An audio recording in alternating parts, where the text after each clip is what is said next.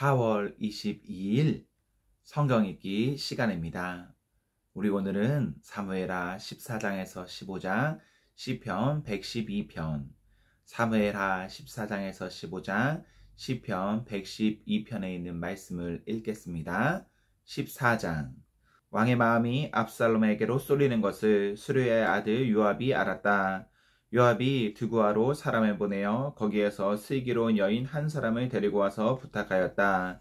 그대는 초상당한 여인처럼 행동하시오. 몸에는 상복을 입고 머리에는 기름도 바르지 말고 이미 오랫동안 죽은 사람을 애도한 여인처럼 꾸민 다음에 임금님 앞으로 나아가서 내가 일러주는 대로 호소하시오. 요압은 그 여인에게 할 말을 일러주었다.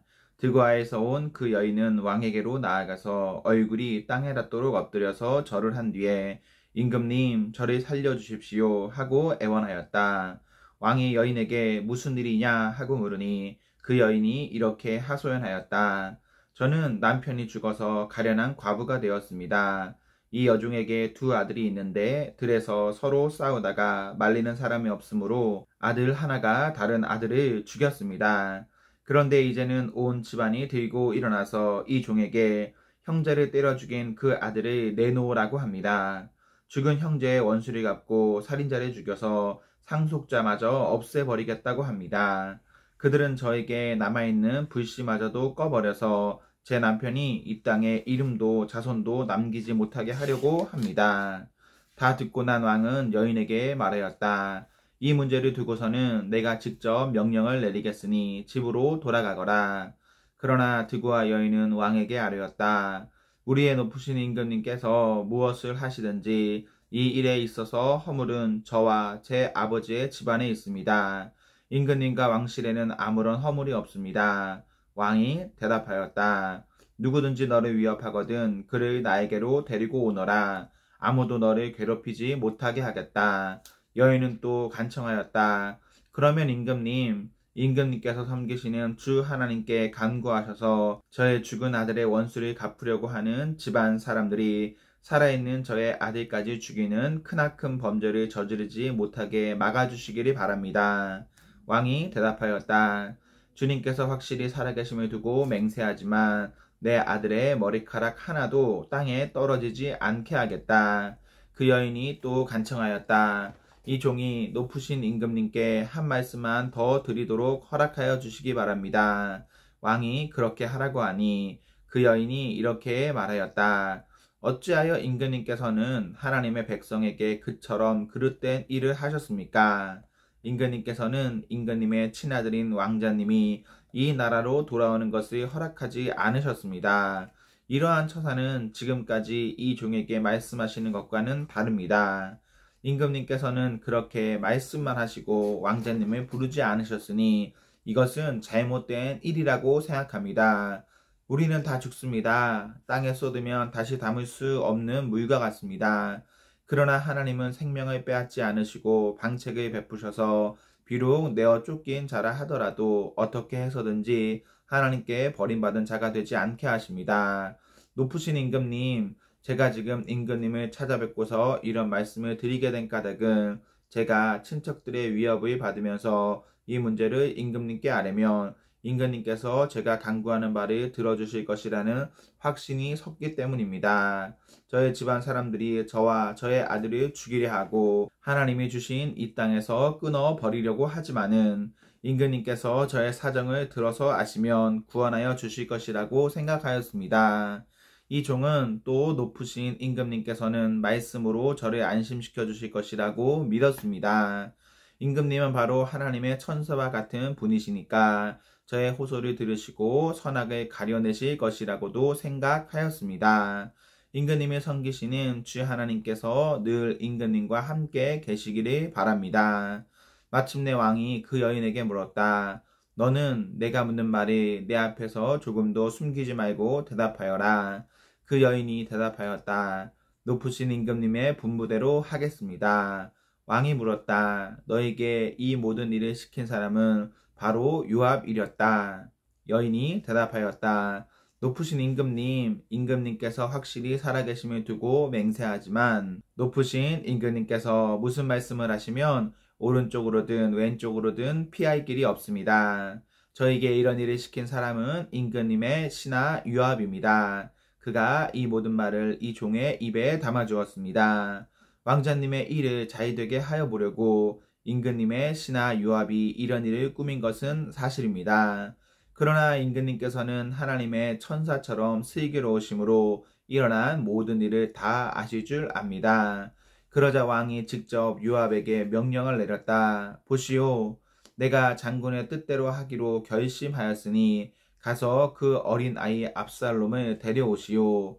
요압이 얼굴을 땅에 대고 절을 하면서 말하였다. 하나님께서 임금님께 복을 베푸시기를 빕니다. 높으신 임금님이 이 종의 간청을 이렇게 들어주시니 이 종이 임금님의 총애를 입은 줄을 오늘에야 알았습니다. 그리고는 요압이 일어나 그술로 가서 압살롬을 데리고 예루살렘으로 왔다. 그러나 왕의 지시는 단호하였다. 그를 집으로 돌아가게 하여라. 그러나 내 얼굴은 볼 수 없다. 그리하여 압살롬은 아버지에게 인사도 하지 못하고 자기 집으로 돌아갔다. 온 이스라엘의 압살롬처럼 머리끝에서 발끝까지 흠잡을 데가 하나도 없는 미남은 없다고 칭찬이 자자하였다. 그는 머리숱이 많아 무거워지면 해마다 연말에 한 번씩 머리를 깎았는데 머리를 깎고 나서 그 머리카락을 달아보면 왕궁 저울로 200세겔이나 되었다. 압살롬에게는 아들 셋과 딸 하나가 있었다. 그 딸의 이름은 다말인데 생김새가 아주 예뻤다. 압살롬은 예루살렘으로 돌아와서 2해를 지냈는데도 왕의 얼굴을 한 번도 뵙지 못하였다. 압살롬이 요압을 왕에게 보내보려고 요압에게 사람을 보냈으나 요압은 압살롬을 방문하지 않았다. 2번째로 다시 사람을 보냈으나 그는 여전히 오지 않았다. 그러자 압살롬이 자기의 종들이 불러다가 지시하였다. 내 밭 곁에 요압의 밭이 있다. 그가 거기에 보리 농사를 지어 놓았으니 너희는 가서 그 밭에다가 불을 질러라. 그래서 압살롬의 종들이 그 밭에 불을 질렀다. 그러자 요압이 압살롬의 집으로 찾아가서 따졌다. 어찌하여 종들을 시켜 나의 밭에다가 불을 질렀습니까? 압살롬이 요압에게 대답하였다. 이것 보시오.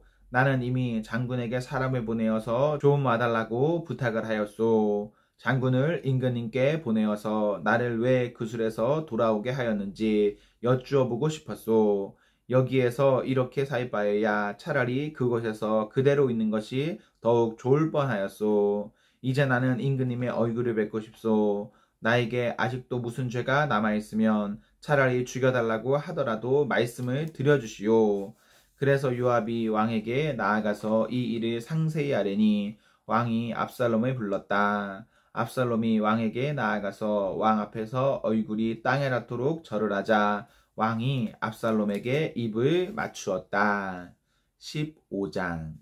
그 뒤에 압살롬은 자기가 탈 수레와 말 여러 필이 마련하고 호위병도 10명이나 거느렸다. 그리고 압살롬은 아침마다 일찍 일어나서 성문으로 들어오는 길가에 서 있곤 하였다. 그러다가 소송할 일이 있어서 판결을 받으려고 왕을 찾아오는 사람이 있으면 압살롬은 그를 불러서 어느 성읍에서 오셨느냐고 묻곤 하였다.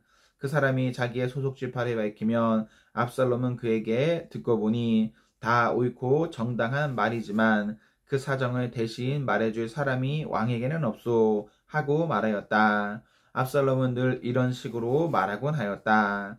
더욱이 압살롬은 이런 말도 하였다. 누가 나를 이 날의 재판관으로 세워주기만 하면 누구든지 소송 문제가 있을 때에 나를 찾아와서 판결을 받을 수가 있을 것이고 나는 그에게 공정한 판결을 내려줄 것이요. 또 누가 가까이 와서 엎드려서 절을 하려고 하면 그는 손을 내밀어서 그를 일으켜 세우고 그의 뺨에 입을 맞추곤 하였다. 압살롬은 왕에게 판결을 받으려고 오는 모든 이스라엘 사람에게 이런 식으로 하였다. 압살롬은 이렇게 하여 이스라엘 사람의 마음을 사로잡았다. 이렇게 4해가 지났을 때에 압살롬이 왕에게 아뢰었다. 제가 주님께 서원한 것이 있으니 헤브론으로 내려가서 저의 서원을 이루게 하여 주십시오.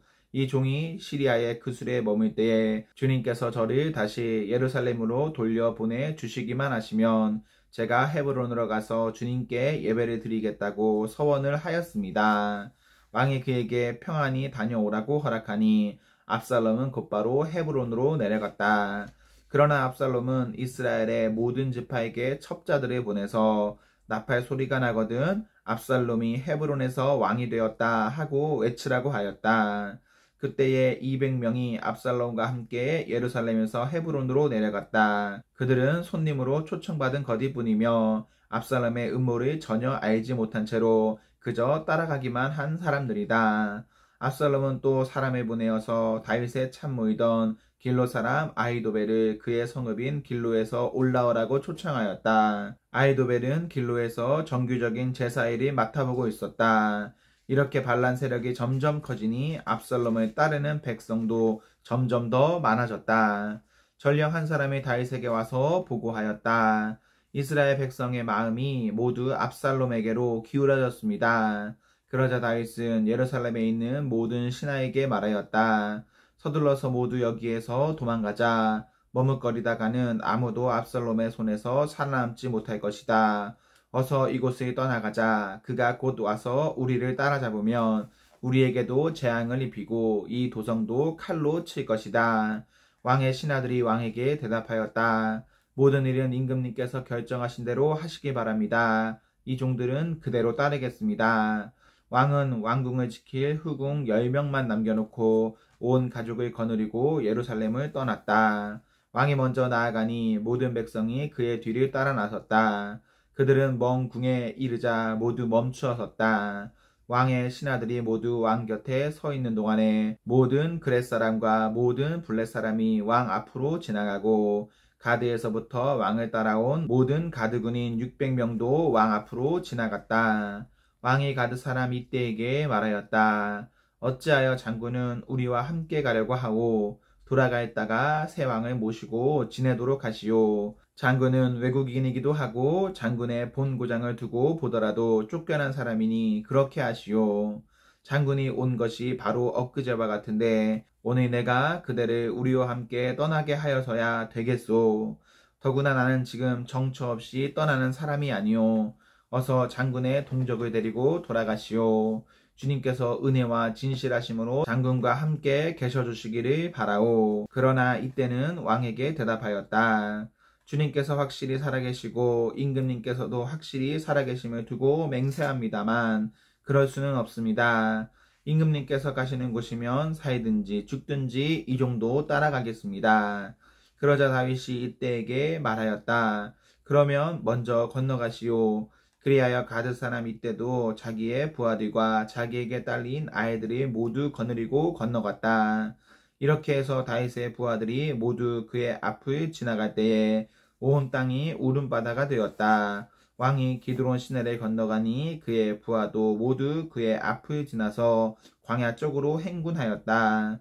그런데 그곳에는 하나님의 언약궤를 메고 온 모든 레위 사람과 함께 사독도 와 있었다. 그들은 거기에다가 하나님의 궤를 내려놓았다. 아비아다도 따라 올라와서 다윗의 부하가 도성에서 나와서 왕의 앞을 모두 지나갈 때까지 거기에 있었다.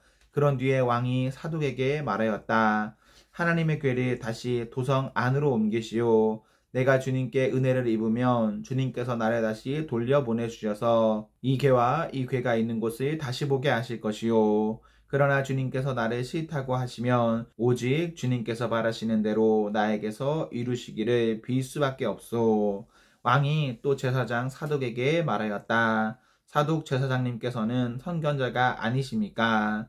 성 안으로 평안히 돌아가시기 바랍니다. 제사장께서는 아비아달 제사장과 함께 두 분의 아들 곧 제사장의 아들 아히마아스와 아비아달 제사장의 아들 요나단을 데리고 가십시오. 두 분께서 나에게 소식을 보내올 때까지는 내가 광야의 나루터에서 머물고 있을 터이니 이 점을 명심하십시오. 그리하여 사독은 아비아달과 함께 하나님의 궤를 다시 예루살렘으로 옮겨다 놓고서 그곳에 머물러 있었다.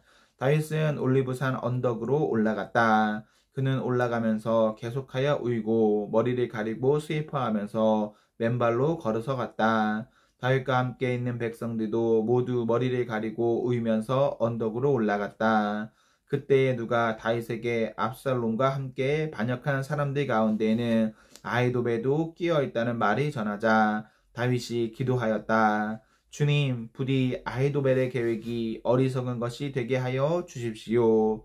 다윗이 사람들이 하나님을 경배하는 산 꼭대기에 다다르니 아렉 사람 후세가 슬픔에 못 이겨서 겉옷을 찢고 머리에 흙을 뒤집어 쓴 채로 나아오면서 다윗을 맞았다. 다윗이 그에게 말하였다. 그대가 나와 함께 떠나면 그대는 나에게 짐만 될 것이요. 그러니 그대는 이제 성으로 돌아가서 압살롬을 만나거든 그를 임금님으로 받들고 이제부터는 새 임금의 종이 되겠다고 말하시오. 이제까지는 임금님의 아버지를 섬기는 종이었으나 이제부터는 그의 아들 새 임금의 종이 되겠다고 말하시오. 그것이 나를 돕는 길이고 아히도벨의 계획을 실패로 돌아가게 하는 길이요.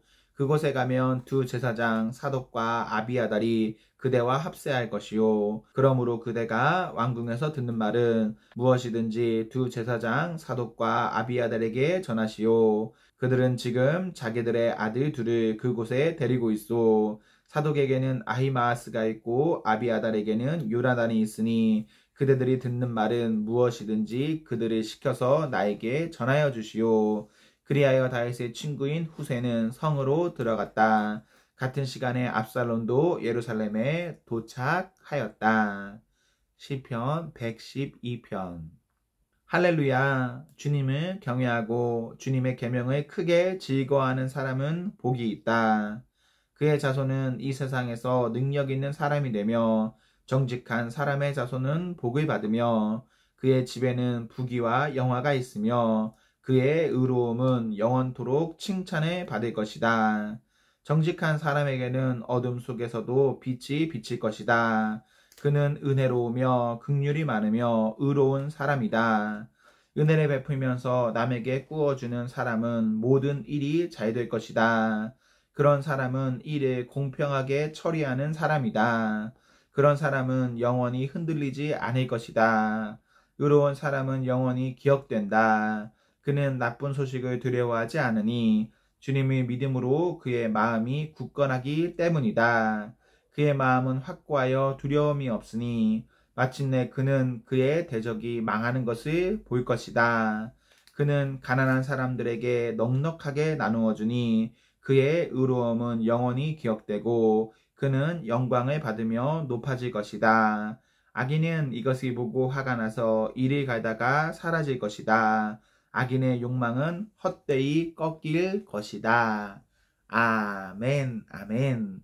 네, 우리 오늘 말씀을 모두 읽었습니다. 우리 오늘 하루도 하나님과 사나 앞에서 행복하십시오. 성령 충만하십시오. 안녕.